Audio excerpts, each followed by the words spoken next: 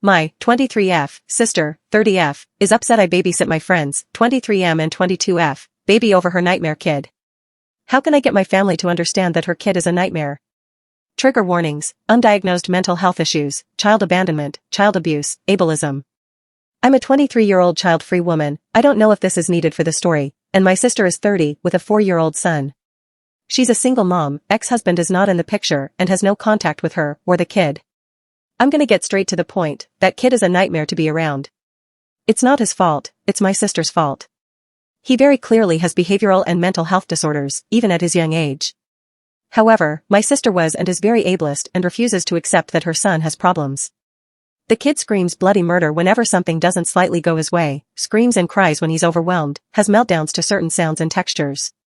Like I said, I don't blame the kid for these issues, but my sister refusing to get him treatment or help makes the kid a nightmare to be around. So, as a result, I don't babysit the kid when my sister asks, more like demands, I do so. This causes a lot of fights between us and our family. I have a friend, 23M, who's married to a wonderful lady aged 22, and they have a baby boy together who just turned 1. Yes, they got married and had him young, but it's not my place to judge them. This past weekend they asked me to babysit for them, and I agreed for a few reasons. Their kid is calm, well-behaved, and a general good kid/toddler/baby to be around. I love babysitting him. Also, they asked me nicely and understood that I might say no because I'm child-free. They were polite about their request. A thing about me is that if you ask me to do something politely, even if it's something I wouldn't usually agree to, I'd probably do it because you were nice and polite. So for these reasons, I happily agreed to babysit the boy.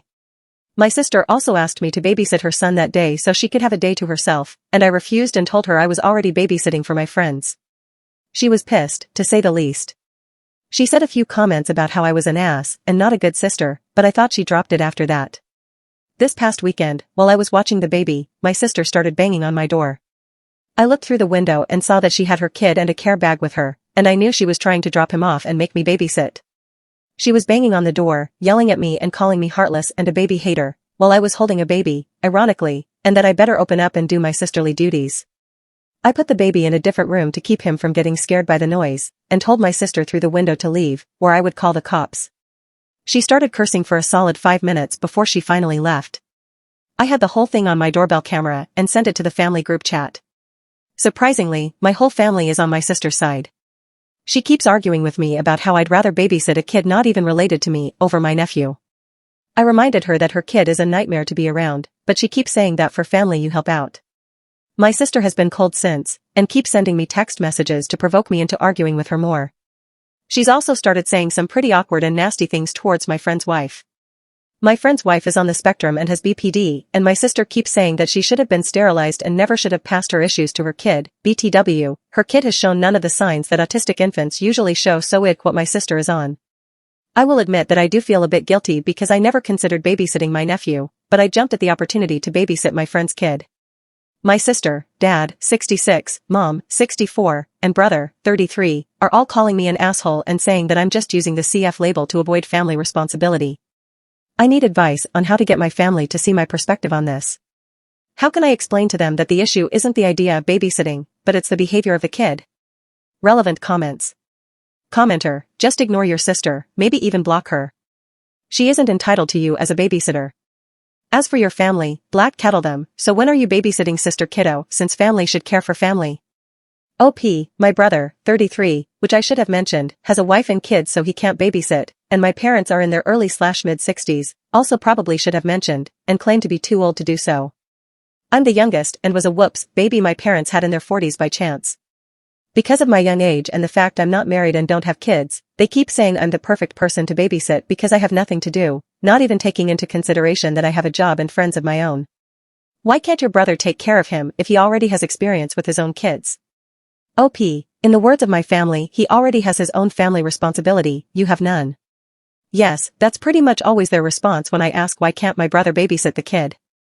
My brother also deep down knows the kid is a nightmare, even as much as he tries to ignore it along with my sister and parents. His kids don't like spending time with her kid because he's had violent meltdowns and hurt them before. The kids avoid that boy like the plague. I don't blame any of the kids in that situation. My sister's son clearly has behavioral and/or mental issues that cause him to react violently to overstimulation, which is not his fault. He needs help so he can develop ways of controlling his meltdowns, I don't know if that's the right phrase, and keep his emotions in check. My brother's kids, while mature for their age, are kids and don't fully understand why he acts the way he does, and therefore harbor resentment and dislike towards him. I feel bad for all the kids involved, nobody is winning. Mute the group chat and contact experts for advice for your nephew. I've muted the group chat, and I know this is a me issue, but I can't help but check on it every few hours and feel bad about causing a fight. I'm soft, I know. As for my nephew, I don't mean to sound rude, but what good would that do? Yes, I can have an expert weigh in their opinion, but at the end of the day, my sister won't get him help, so what would be the point? Once again, I don't mean to be rude. Commenter, part of a longer comment: if she plans to send her child to public school, her neglect will become extremely obvious when he is unable to manage himself, and she tells mandated reporters she refuses to get him the help he needs. OP, this issue has already come up. He's close to turning 5, and last school year he was supposed to be in preschool. He was enrolled, and of course the workers' teachers noticed his issues right away, and tried to convince my sister to sign him up for the SPED program in the preschool and for behavioral therapy. She outright refused, went off on them and pulled her kid from the program. He's going to start kindergarten in the fall, and my sister said if they insult her son, she'll pull him out and homeschool him. I feel bad for my nephew, because it's not his fault he was born with these issues that cause him to act out when he gets overwhelmed. I sincerely hope my sister wakes up and gets him help, or that once he grows up he'll get help himself. Commenter, you need to be honest with your family about what a nightmare the child is. Ask them to babysit if they disagree, then block the idiots. OP, they know the child is a nightmare. They keep trying to pretend he's not and ignore the issue, but they know. They don't want to piss my sister off by mentioning it, as she goes nuclear with insults and fights whenever someone brings it up. I love my family, I love my nephew, and I love my sister, but it is so wrong to just ignore the issues he has. He needs help. There is something wrong in his head. I'm not saying that to be mean, or cruel, or ableist in any form, but it's the truth. OP responds to a longer comment. OP, I really hope I wasn't offensive with my wording.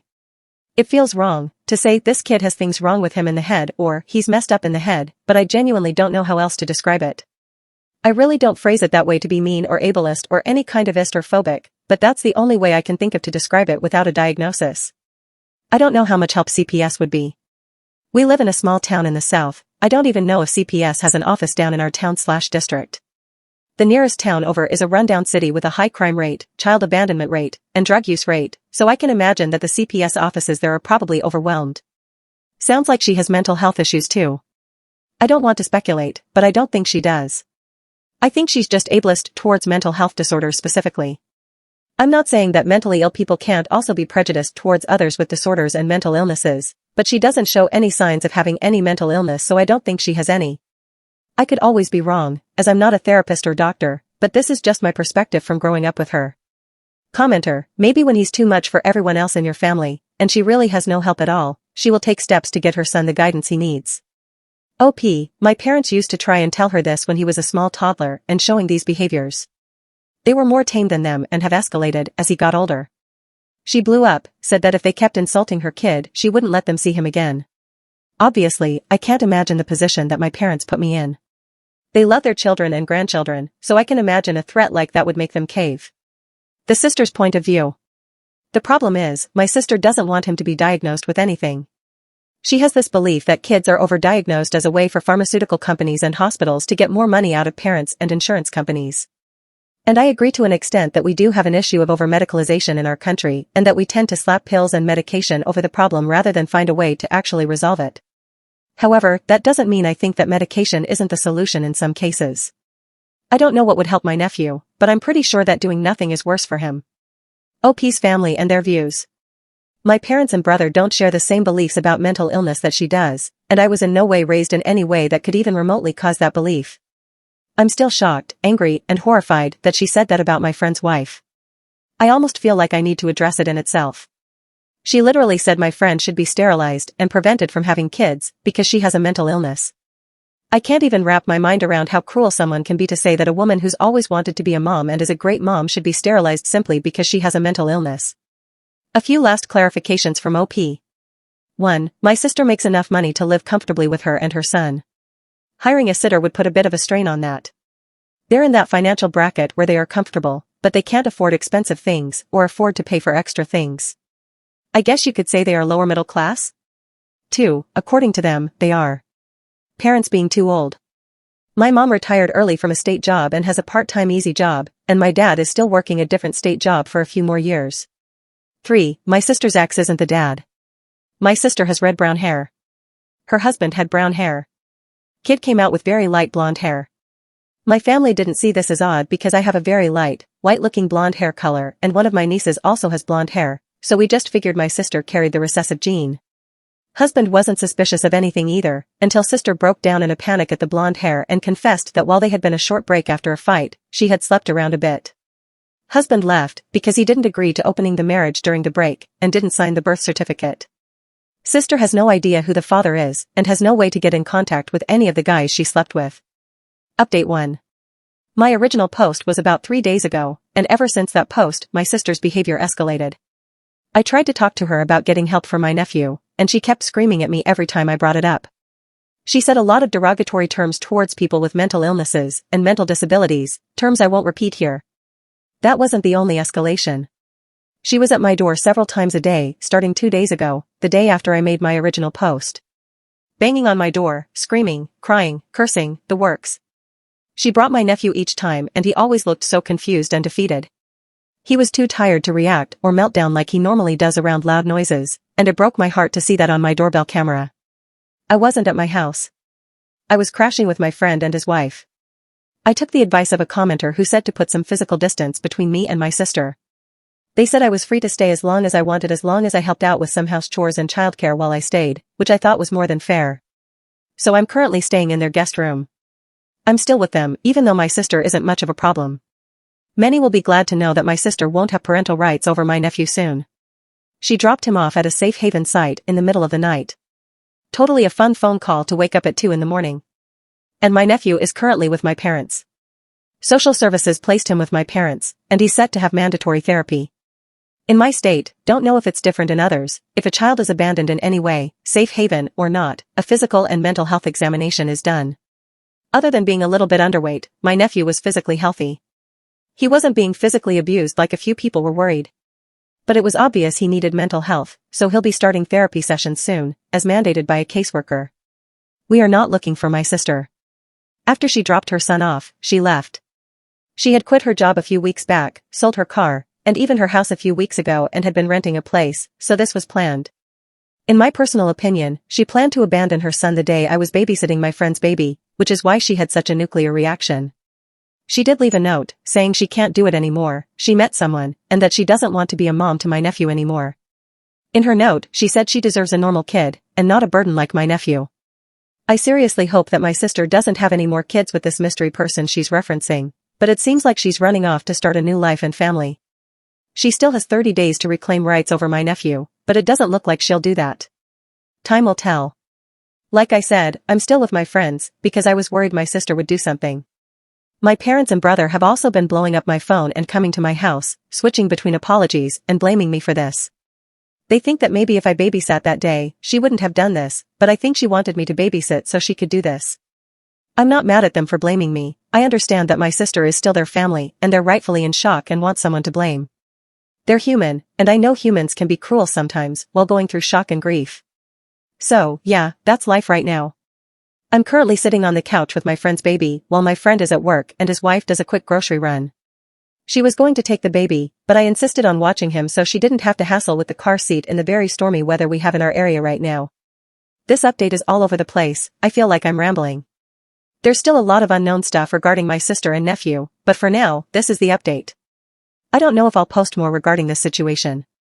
My friend's wife is telling me I should relax and just not think about anything relating to this until I'm more level-headed, but I don't think that's possible.